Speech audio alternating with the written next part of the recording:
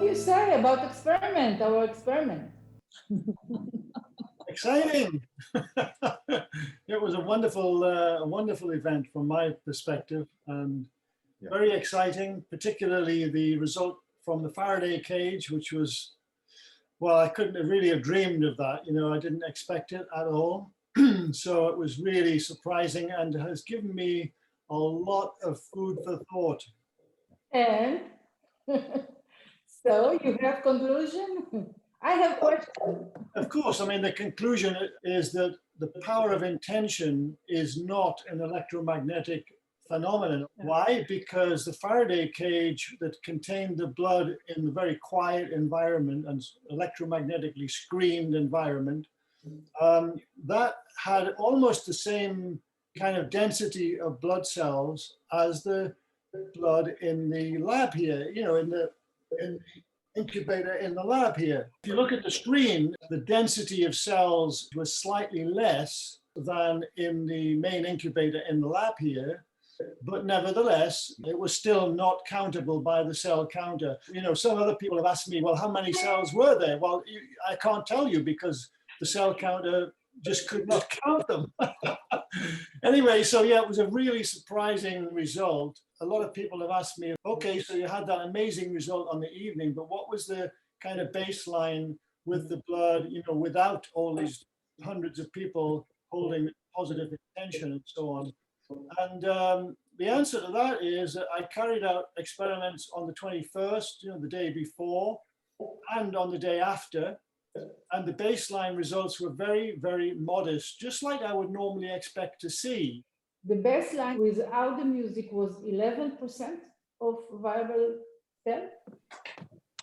And you told me that when you checked with the music, it was 29. Somewhere between 20 and 40% of viability. You know, all of this time, for many years, I have believed, or at least hypothesized, that the field must be electromagnetic in origin. And I've had this idea, very neat idea, I think, you know, about the magnetic field of the earth being a kind of internet, you know, that connects everyone. It's a lovely idea, it's poetic, but it seems, at least in this case, it's not actually true. There's some other kind of field, and the field is not electromagnetic in origin, so it seems. And I know that other people like HeartMath, you know, in their labs have found similar results where Faraday cages have not prevented the effect that they were looking for. So I'm kind of, you know, this experiment is confirming others that the field is something unique. What is it? We don't know. I think it was Stephen Halpern many years ago that said that sound is the carrier wave of consciousness, or we could just say sound is the carrier wave of intention.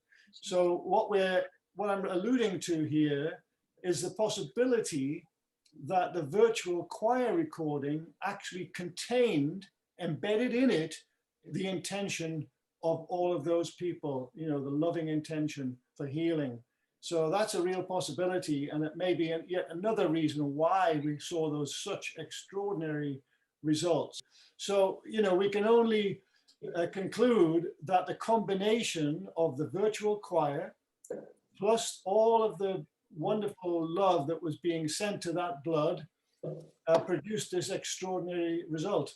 If there is entanglement, yeah, it means that the blood, even the people were focusing on the blood of the incubator, this blood was integral to the Faraday cage. Yeah, it's the same blood, it's the same person. Yeah.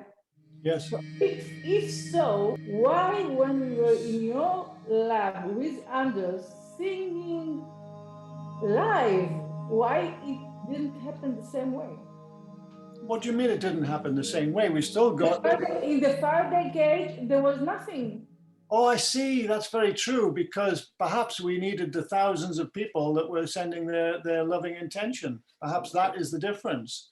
You know, you need a major field, perhaps, to create that difference. And in addition, however, there's the other little problem that we have to address, which is, why did the blood in the Faraday cage, when you guys were here, why did it have so few living blood cells. You know, the viability was almost zero.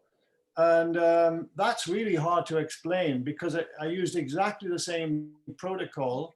And I don't understand it. It's almost as though um, God, the field, wanted us to see this dramatic difference. I don't know. I mean, it's obviously a problem. When we were filming in your laboratory, John, was focused very much on the physical experience that we wanted to project physically onto the blood, the physical music, the physical beauty, the physical transcendence from us and Katrina and me and into the blood 2 meters away from us, etc. We were not focused on activating a larger field of consciousness. But if we are speaking about entanglement and something happened in the incubator, the blood does not understand what your meaning was, because if it has connection to the Faraday cage, because it's the same blood, why there is no, I think if we in our minds, if we had made our consciously our concert to both vials in your laboratory, I think we would have seen a result, is my point. Yeah, I agree with that. You know, and in this particular instance, during the event, we did say to people to send their love to both vials. Okay, and that was a conscious thing that, we asked. And I think earlier in the event, I actually showed the Faraday cage so people could see what it was. It's a large cage here in the lab, and I showed them that. So I think that it can only be that's the only answer that we can rely on. I think that this consciousness of all those people actually sent love to that blood in the Faraday cage, and the blood soaked it up. It loved it. Yeah, absolutely. I really do believe when you are clear in your focus towards something, that it makes a difference. And when we were in your lab, I did not even think about the blood in the Faraday cage. My intention was 100% with the music incubator, and so was you. Yeah. And I think so were you too, John. We all were about what is the effect of the music to that blood here.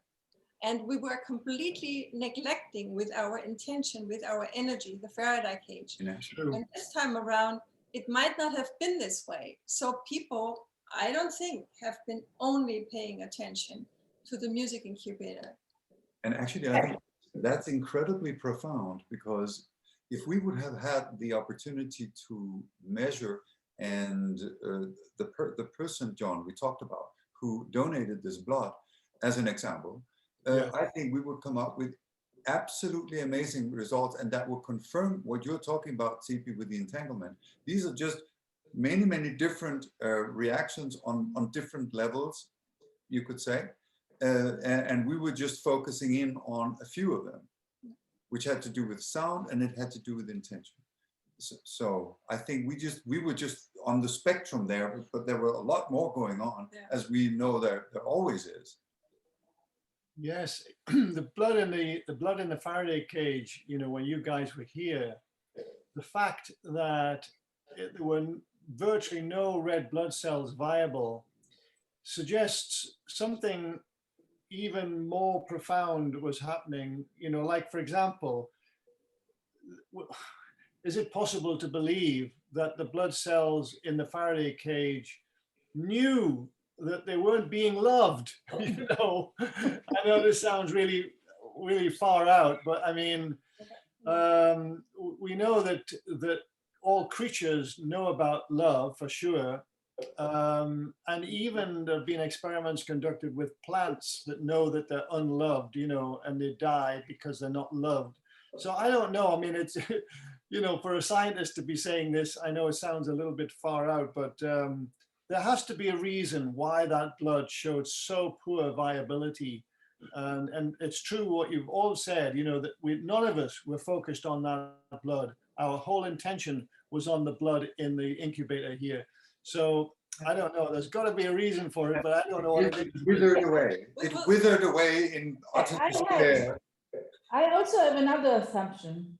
And because when we were in your place, for us, to have difference between the blood in the Faraday cage and the incubator, it was very important because for us it was victory.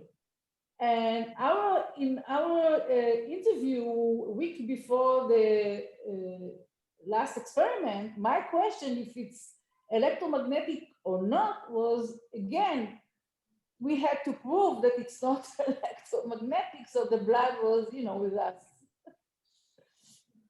Maybe. Yeah. Sure. Yeah. Absolutely.